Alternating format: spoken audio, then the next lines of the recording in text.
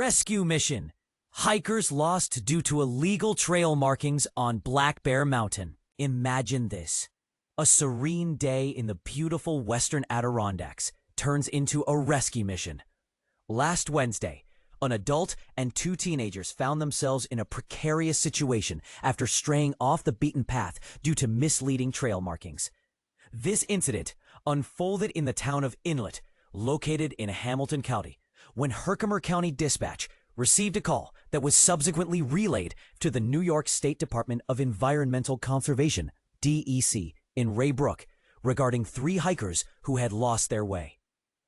The trio, consisting of a 44-year-old man and 2 teenagers, all hailing from Pennsylvania, were hiking on Black Bear Mountain. They followed a blue arrow that had been carelessly spray-painted on a tree, which directed them away from the established trail. This arrow was in stark contrast to the certified trail markers, leading them astray as they descended from the mountain's summit. Fortunately, Forest Rangers Miller and Nahor quickly responded to the coordinates provided in the distress call. Upon locating the hikers, they found them in good spirits despite their disorientation. The Rangers then guided them safely back to their vehicle, ensuring they returned without further incident. It's crucial to note that the DEC has strict regulations against altering trails in any way, including adding unauthorized paint. Those responsible for such actions could face misdemeanor charges if apprehended. This incident serves as a reminder of the importance of adhering to official trail markers and the potential dangers of following misleading signs. So what do you think? Should there be stricter penalties for those who create these illegal markers? Or is it simply a matter of personal responsibility for hikers? Share your thoughts in the comments. How to identify fake trail markers in New York State. Imagine being miles from civilization, surrounded by breathtaking nature, only to realize you veered off course and have no idea how to get back. That's exactly what happened to several hikers in upstate New York. But here's where it gets controversial. They followed fake trail markers, leading them into a dangerous predicament on Black Bear Mountain in the Adirondacks. The New York State Department of Environmental Conservation, NYSDEC, recently issued a warning to outdoor enthusiasts about this alarming incident. While New York's trails are renowned for their natural beauty, sometimes unexpected hazards can arise, this time in the form of maliciously placed decoys. 3 unsuspecting hikers found themselves lost after following what seemed to be legitimate trail markers. These fake signs, as revealed later, led them astray from the designated paths. The irony is that the danger came not from unpredictable weather or lack of preparation, but from deliberate misinformation. The NYSDEC shared details of the incident, noting that the hikers made an emergency call once they realized their mistake. They had been following blue arrows, which turned out to be unauthorized and misleading. This situation highlights the critical importance of recognizing genuine trail markers. So how can you tell the difference between real and fake trail markers? In New York State, official markers typically consist of plastic circles in various colors.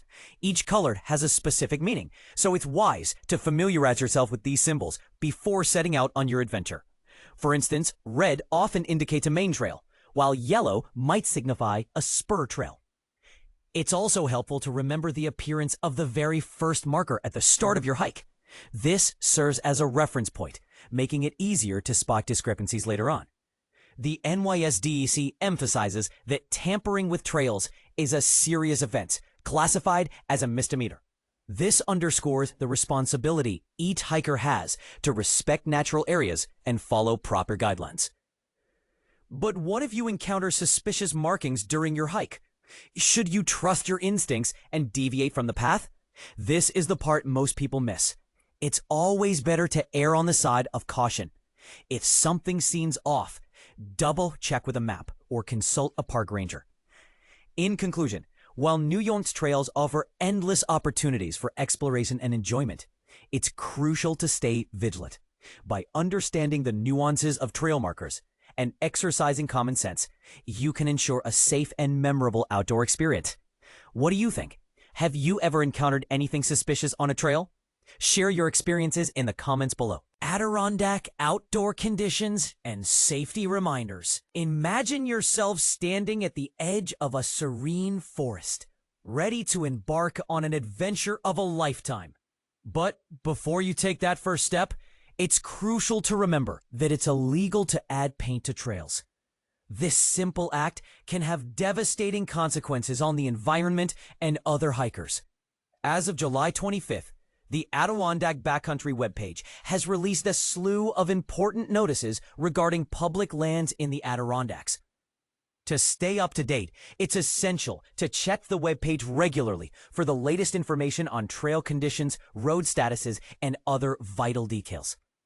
You can also follow @NYSDDC Alerts on X for real-time updates on DEC-managed lands across New York State. But here's where it gets interesting. The @NYSDEC Alerts X feed provides valuable insights into the most crowded places, especially when those areas and parking lots are at capacity. And this is the part most people miss.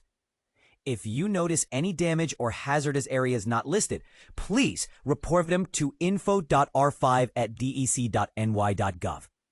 This week, there's no new news, but the Avalanche Pass Trail remains closed due to mud and rock slides.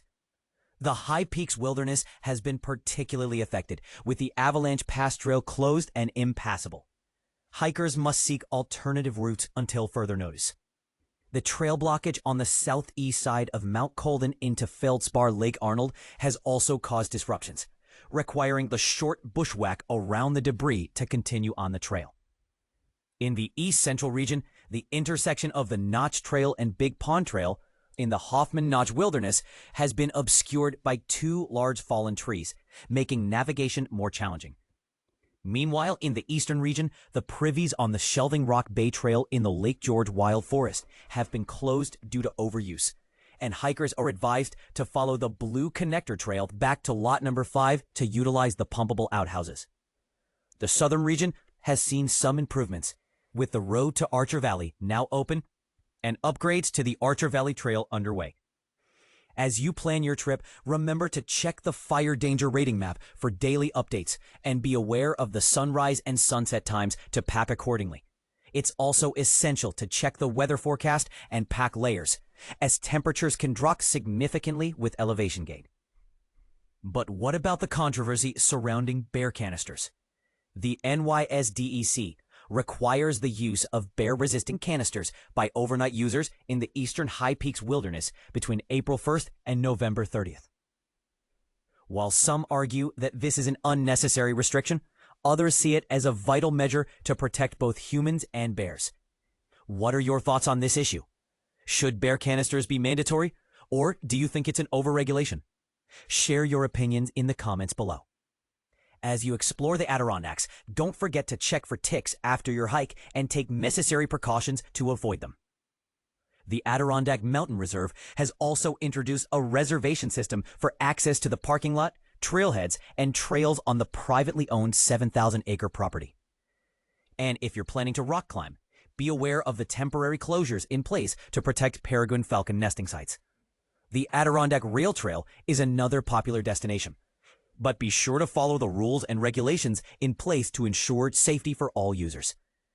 As Governor Kathy Hochul recently announced, funding is available for sustainable development in Adirondack and Catskill communities. The 8th round of Adirondack Park and Catskill Park Community Smart Growth Grants has made $3.8 million available for projects that link environmental protection, economic development, and community livability. But here's the question. How can we balance economic growth with environmental protection? Should we prioritize one over the other, or can we find a way to achieve both? Share your thoughts in the comments. Finally, remember to stay safe and educated on landslides, and always follow the 7 principles of Leave No Trace to minimize your impact on the environment. By being mindful of our actions and taking necessary precautions, we can ensure that the Adirondacks remain a beautiful and thriving destination for generations to come.